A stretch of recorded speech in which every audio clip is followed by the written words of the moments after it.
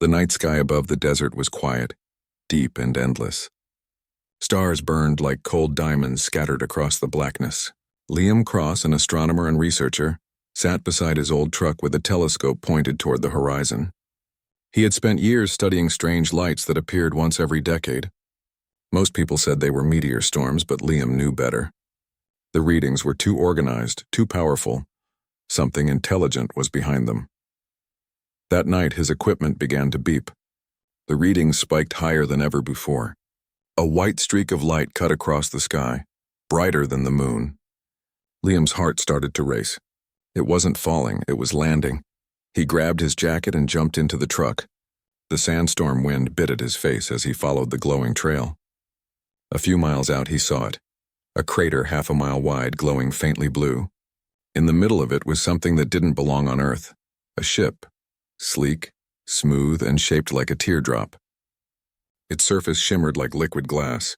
Around it, sand had melted into glassy ripples. Sparks danced across the hull and steam hissed from a broken vent. The air smelled like metal and ozone. Liam's breath caught. He wasn't dreaming. He parked the truck and ran toward it. The heat burned his skin, but he didn't stop. Through the mist and light, he saw movement inside. A figure. The ship's hatch opened with a soft sound and a young woman stepped out. She didn't fall or stumble. She floated a few inches above the ground before her boots touched the sand. Her skin shimmered faintly, and her long silver hair glowed under the moonlight. She looked human but impossibly perfect, like she was made of light and dreams. Her eyes were deep blue, almost glowing. Her clothes were unlike anything Liam had ever seen. Smooth, flowing armor of crystal and silk. A golden crown circled her head, and from it came a gentle hum, like distant singing. She looked at Liam and spoke, her voice soft but clear. "Human, you came to me when the others ran. You saved me from the fall." Liam blinked. "I didn't save you. She raised a hand and a golden light wrapped around her wrist. "According to the law of the Celestials, I owe you 3 wishes. Whatever your heart desires, I must fulfill." Liam stepped back, confused. 3 wishes? Are you serious? The girl tilted her head slightly. "My name is Princess Aracel, daughter of the Celestial Emperor. The law binds me to serve the life that preserves mine. You found me first, human. The bond is sealed." Liam couldn't believe what he was hearing.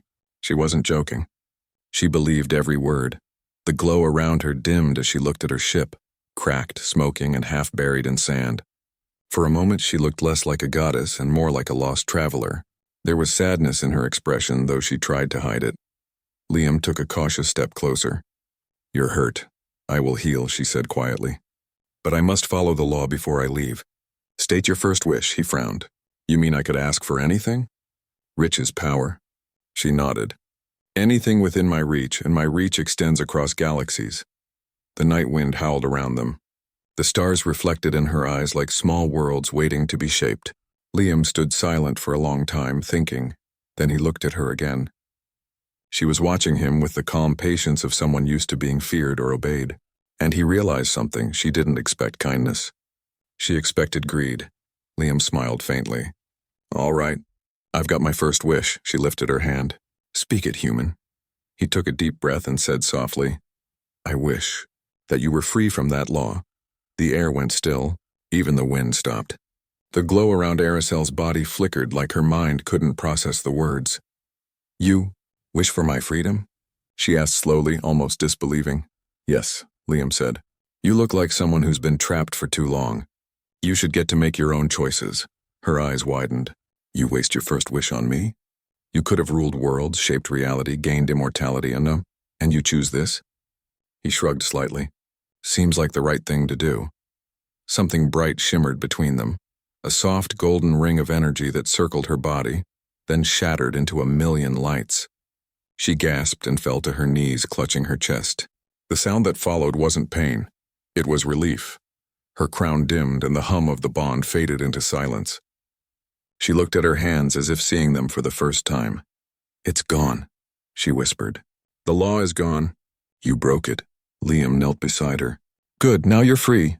Aracel lifted her gaze to his face. Her expression was unreadable, half awe, half confusion. "Do you understand what this means?" "My empire will hunt me. I cannot go home. You've undone a 1,000-year oath. He smiled gently. Then maybe you needed someone to do that. For a long moment, neither of them spoke. The only sound was the soft crackle of cooling metal from the crashed ship. The moonlight bathed the desert in silver light. Finally, Aricel stood up, her long hair catching the glow of the stars. You are a strange creature, human. Liam grinned. You're not the first to tell me that. She looked back at her ship, now silent. It will take time to repair. I have nowhere to go. Then stay here, he said simply, at least until you figure things out. Her eyes narrowed, uncertain. You trust me? You do not even know what I am capable of. I know what you just did, Liam said. You offered me everything, but you didn't threaten me.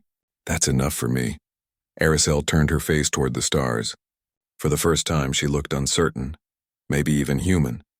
The chains that once tied her will were gone, and in their place was a feeling she didn't recognize. Freedom was beautiful and terrifying. Later, as they sat near the dying fire, Liam offered her a blanket. She didn't need warmth, but she accepted it anyway. The desert night was silent except for the soft hiss of wind through the dunes. Why did you wish that? She asked quietly, staring at the stars. Every other being I have met wanted power, wealth, or immortality. Liam smiled faintly. Maybe we're not all like that. Sometimes freedom for one person feels better than power for yourself. Aricel didn't reply, but her eyes softened, glowing faintly like twin moons. For the first time since she'd fallen from the sky, she smiled, a small, unsure smile, as if learning what it meant. When dawn came, Liam woke to find her standing on a dune, the wind playing through her silver hair. The sunlight reflected from her crown, scattering tiny rainbows into the sand. She looked peaceful, but her voice held quiet fear. My people will sense the broken law. They will come for me, and perhaps for you. Liam joined her at the top of the dune. Then we'll deal with it when they do. She turned to him, studying his face like he was a puzzle she couldn't solve. You speak of we, she said softly. You have already given up your first wish, and yet you stand with me. Yeah, he said, smiling at the sunrise. You're free now. But that doesn't mean you have to be alone. Aricel looked at him for a long time. In her world, kindness was weakness and compassion was rare. But this human, simple, fragile, and small compared to her, had given her something no empire ever had, a choice. And as the sun rose over the golden dunes, she whispered the words she never thought she would say, Then I will stay, for a while. The days after Aricel's return were quiet but not simple. The desert, once empty and silent, now hummed with a strange energy. Liam's small home became a refuge for someone who was no longer bound by law, yet still very much a stranger to the human world. Aricel spent her mornings watching the sunrise, fascinated by the soft gold that spread across the dunes. The warmth of Earth was different from the cold light of her homeworld. Her people measured time by the pulse of stars, not by the rising and setting of a sun. Liam would bring her tea and she would smile faintly, unsure of how to react to the small, ordinary gestures of humanity. You drink this every morning, she said one day, holding a cup that steamed in her hands. Does it give you strength? Liam laughed softly. No, just comfort. It's the same for everyone here. She tilted her head, eyes curious. Comfort? I do not know that word. My people do not rest for pleasure. We rest to regain power. Maybe that's the difference, Liam said. You've been a princess all your life. I've only ever been a man trying to understand the stars. And yet, here we are. Aricel studied him for a long time. Humans were fragile and strange, but there was a light in them she had never seen in any world she had visited. Even the smallest acts, sharing water, telling stories, laughing at mistakes, seemed like a kind of strength. She felt something she could not name. But freedom brought fear as well as wonder. Her body, though healed, carried traces of the law's energy. If her people detected it, they would come. And the human who had given her that freedom, Liam, would be in danger. One evening, as the sun dipped below the horizon, a shadow passed across the desert. Liam noticed a shimmer in the air, like the heat haze, but sharper and colder. His heart skipped. Something's coming, he said, his voice low. Aricel's eyes narrowed. It is them, she whispered. The watchers of my empire. They sense the broken law. They know I am free, and they know you are here. Liam swallowed hard. What do they want?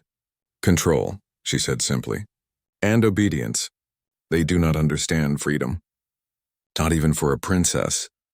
For the first time, Liam realized the scope of what he had done. By wishing her free, he had invited the eyes of an entire empire to their doorstep.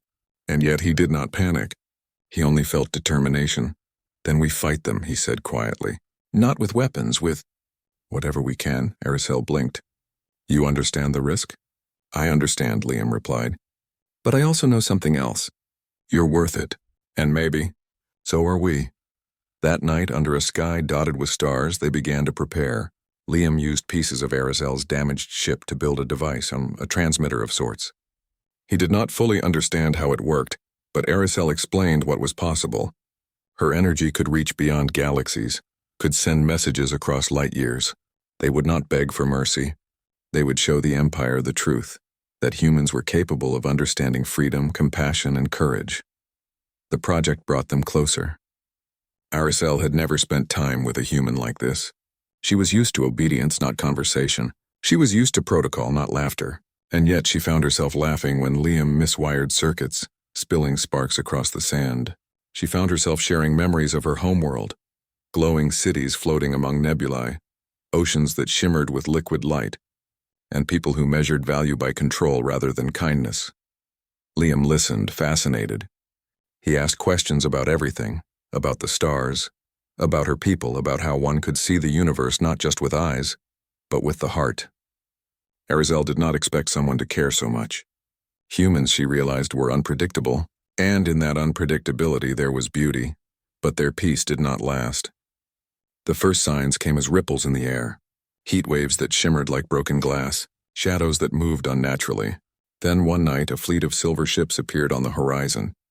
They hovered silently, blocking out the moonlight. Aracel's heart sank. They have arrived, she whispered. Emperor Kalon himself will be among them. Liam did not flinch. He took her hand. Then we show them what Earth is made of, he said. The ships descended closer, weapons glinting, engines humming with controlled energy. From one of them a voice spoke. It was cold and commanding.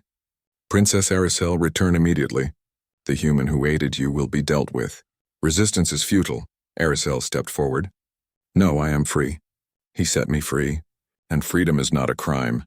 The fleet remained still, calculating, waiting for her to obey. Liam felt a shiver of fear, but he held her hand tighter. You still have 2 wishes left, Aracel said, her voice trembling with the weight of what they were about to face. Use them wisely. Liam looked at her, his mind racing. He thought of the people of Earth, unaware of the invisible eyes watching them. He thought of all the small kindnesses humans performed every day, acts that went unnoticed, acts that defined them. And then he spoke. My second wish. I wish that every human can hear your true voice. Let them see who you are, not a princess, not a law enforcer, but someone who chose freedom. Aracel's eyes widened. Do you realize what this means? I do, he said simply. And I think it's worth it.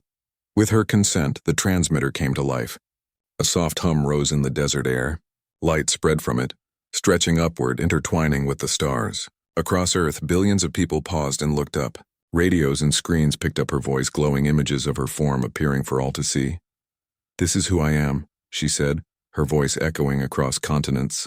I am Aracel, daughter of the Celestial Empire. But I am free, and humanity has shown me what freedom means. The reaction was immediate. People gasped, pointed, whispered to one another. News networks scrambled. Social media exploded. Humans had never seen anything like her. But rather than fear, they felt wonder. They felt hope. And above all, they felt connection. Aracel turned to Liam, tears shimmering in her glowing eyes. They care for me? He smiled. They care because you've shown them respect, and because you've trusted me. The silver ships faltered, confused. The Emperor's voice rang out again, more urgent now. Return, Aracel. You must obey.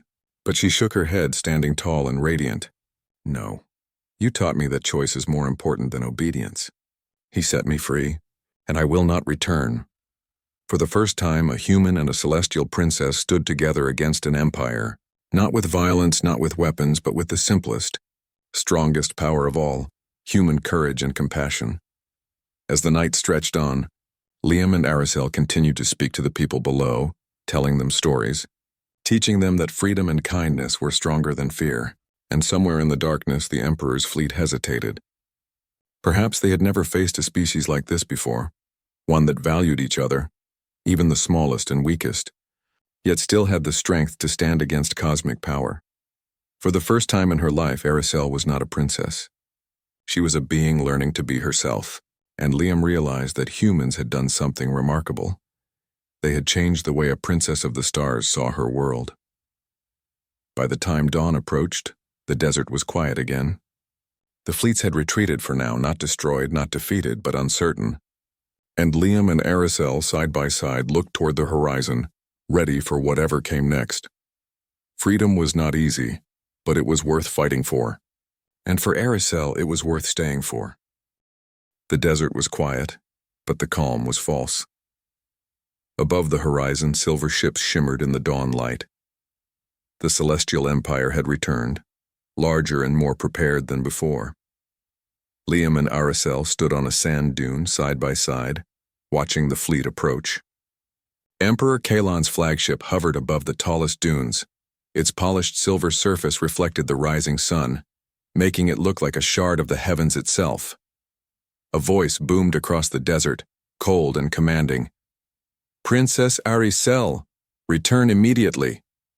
You are in violation of the law. The human who aided you will be removed.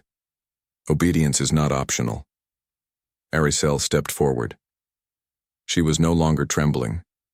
Her silver hair shimmered in the sunlight, her eyes glowing faintly blue, and her voice carried the calm certainty of someone who knew their own power. "I am free," she said, "and he set me free. I will not return. Obedience is not a law I follow anymore." The ships hesitated. Liam could see the subtle shift in their formation, the hesitation in the automated commands. The humans of Earth had already seen Aricel, heard her message, and the Emperor's fleet did not know how to respond. They were powerful, yes, but they had never faced a species that valued freedom, courage, and love over fear. Liam took a deep breath. He had one wish left, and he needed it to count. He turned to Aricel. "Are you ready?" he asked. She nodded. "Do what is needed." Liam raised his hand and spoke with quiet determination. "For my third wish, I wish that humans and Celestials can understand each other, and that no one will be punished for choosing freedom." A golden light erupted from Aricel. The sand beneath their feet glowed, and the wind carried shimmering particles across the desert. Energy rippled outward, invisible but powerful. Across the earth, satellites picked up the signal, and humans everywhere felt something new. Warmth in their hearts, a confidence that they were not alone in the universe.